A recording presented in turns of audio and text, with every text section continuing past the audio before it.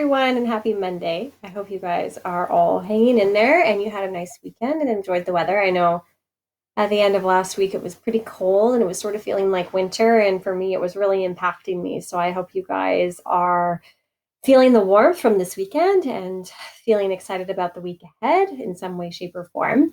Hard to believe that we are already towards the end of April and that we are more than a month into our sort of pandemic mode, if you will. And I know that we had already established in our e-learning classroom sort of the norms. And so for e-learning, it's been pretty seamless, but I know that for the rest of your courses and just life in general, things have been just overwhelming. So I hope, again, that you guys are just getting through like I am, one day at a time, and trying to focus on mental health and physical activity and, time with your family. And that's really all that matters right now.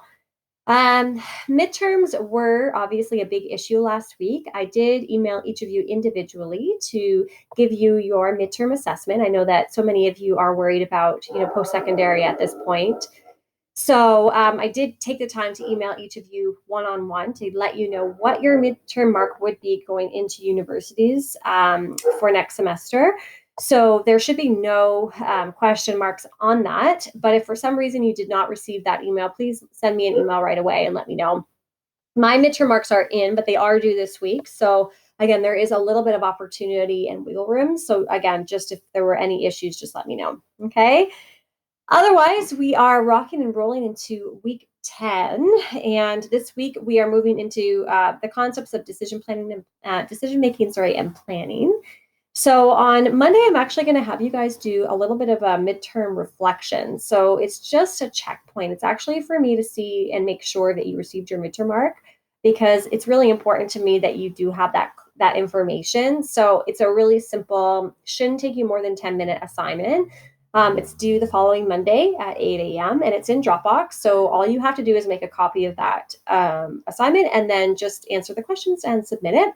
So it should be really easy.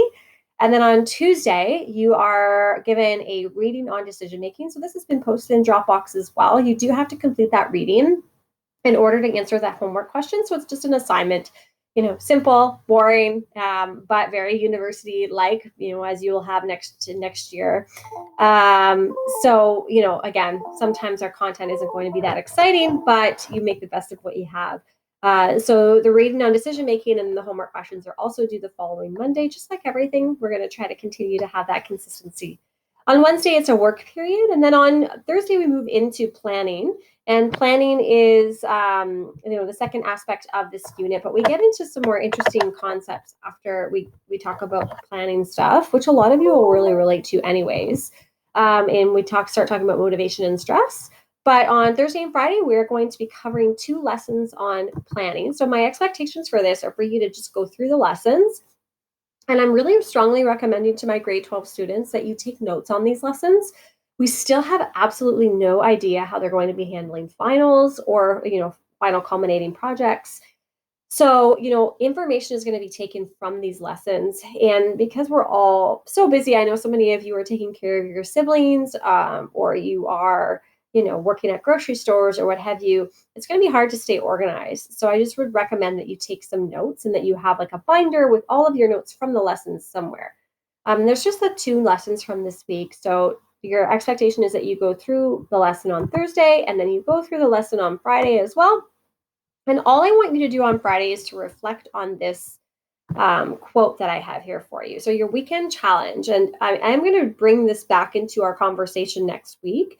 But in our lessons this week, we've been talking about planning and organizing ourselves and sort of staying on a schedule, which during a pandemic is kind of odd because how do you create a schedule during a pandemic? But actually, it's really important to do that just so that you have a routine, and human beings really thrive on routine in the workplace, but also in your personal lives, and especially in this circumstance. That being said, I challenge you this weekend to do one thing where you don't check your watch, where you don't think about routine, where you don't think about schedule, where you don't think about, okay, normally at this time of the day, I go for a walk or I make dinner. You just listen to your body and you do what you need to do. You put your phone away.